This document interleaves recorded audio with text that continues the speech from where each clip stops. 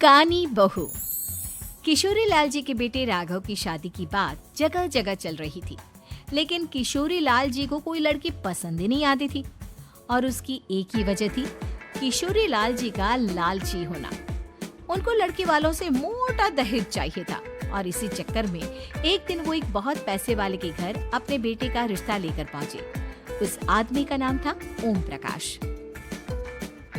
देखिए किशोरी लाल जी, मेरी एक ही बेटी है और मेरी सारी संपत्ति जायदाद सब कुछ मेरी बेटी नैना का ही है। पापा, नाम से लगता है बहुत खूबसूरत होगी। कितना अच्छा नाम है ना, नैना। ओ, वैसे बात तो सही है आपकी। अब इतना पैसा है, जमीन जायदाद है, इकलौती बेटी, आप भी क्या करेंगे? सब कुछ उसे ही देंगे ना। बिल्कुल ठीक पहचाना आपने। बस बेटी की शादी और सारी जायदाद उसके नाम। पापा, बिना देखे हाँ कर दीजिए ना। इतना अच्छा रिश्ता फिर कहाँ मिलेगा? माला माल हो जाएंगे हम। मैं अपनी बेटी को बुलाता हूँ। अरे नहीं नहीं नहीं नहीं, आपकी बेटी का नाम नैना है, सुनकर ही लगता है बहुत सुंदर होगी। रहने दीजिए अंकल, मैं तो आपकी बेटी के नाम से ही इतना खुश हो गया हूँ कि उसे बिना देखे शादी करने को तैयार हूँ। अब तो मैं उसका चेहरा सीधे शादी के बाद ही देखूंगा। और इस तरह राघव नैना का चेहरा नहीं दिखता और उससे शादी कर लेता है। शादी के बाद अपनी सुहाग रात पर जब राघव नैना का घूंघट उठाकर देखता है तो नैना की आंखें बंद थी। कितनी खूबसूरत हो तुम नैना। जरा अपनी आंखें खोलकर मेरी तरफ देखो तो सही। नहीं, मुझे शर्म आती है। अरे, मैंने तुम्हें शादी से पहले भी नहीं देखा और अब अगर तुम आंखें खोलकर मुझे देखोगी भी नहीं तो मुझे अच्छा कैसे लगेगा? इससे पहले कि नैना अपनी आंखें खोलकर राघव की तरफ देखती, अचानक से लाइट चली गई और राघव नैना को पूरी तरह से देख भी नहीं पाया। अगली सुबह नैना राघव के लिए नाश्ता बनाकर लेकर आई। अरे ये क्या?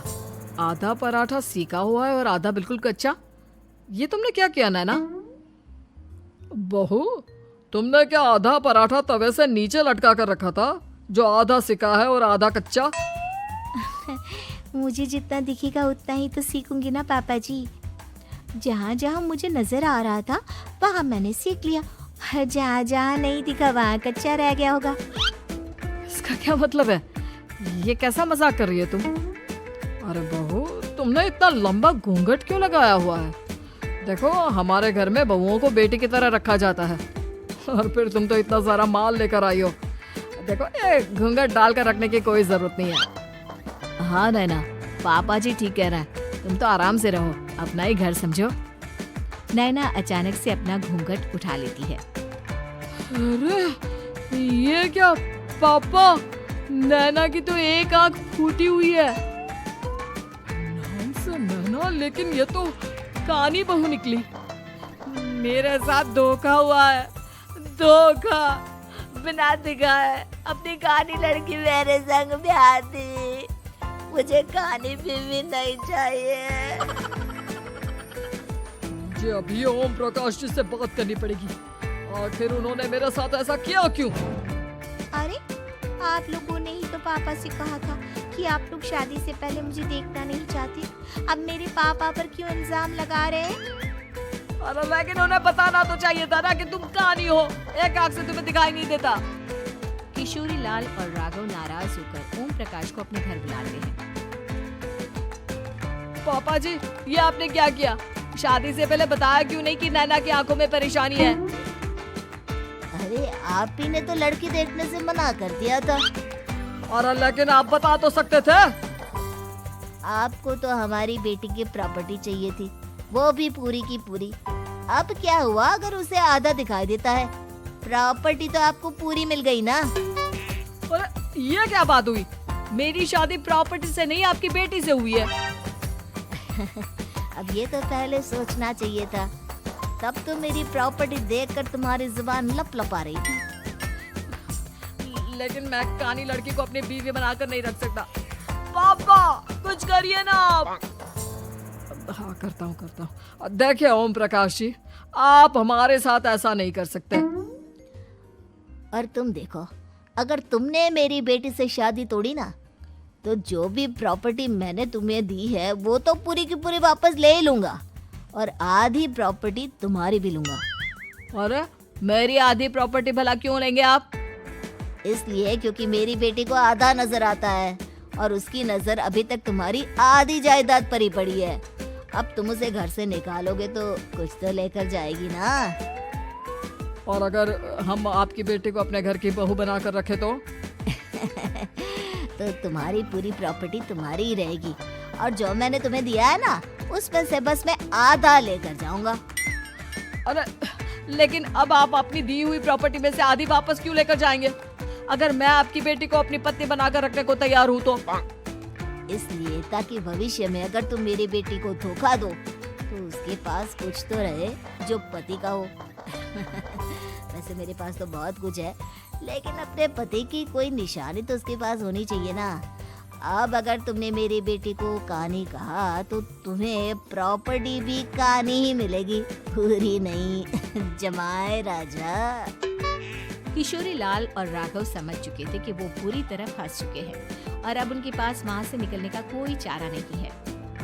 अब समझ में आया ना, लालच बुरी बला होती है। एक तो तुम्हें प्रॉपर्टी मिली, ऊपर से बीवी मिली, उसमें तुम्हें नखरे भी दिखाने हैं। आए बड़ी, चुपचाप बैठो तुम। कुछ दिनों के बाद नैना राघव की कार लेकर बाजार घूमने निकलती है और जब कार लेकर वापस आती है, ये क्या?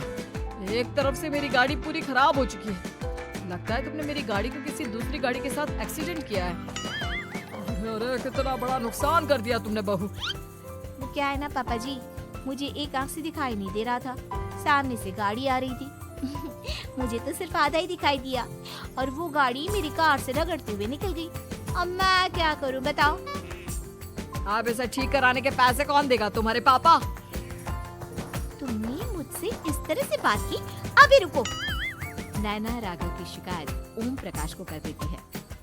देखो राघव, अब जो मेरी आधी प्रॉपर्टी तुम्हारे पास थी ना, उसमें से आधी और मैं लेकर जाऊंगा, क्योंकि तुमने मेरी बेटी को डांटा। अरे नहीं नहीं पापा जी, गलती हो गई, माफ कर दो।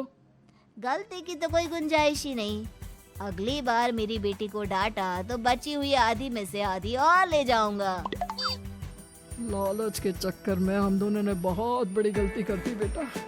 एक तो तुम्हें कानी बहू मिली और ऊपर से जो माल मिला वो भी काना।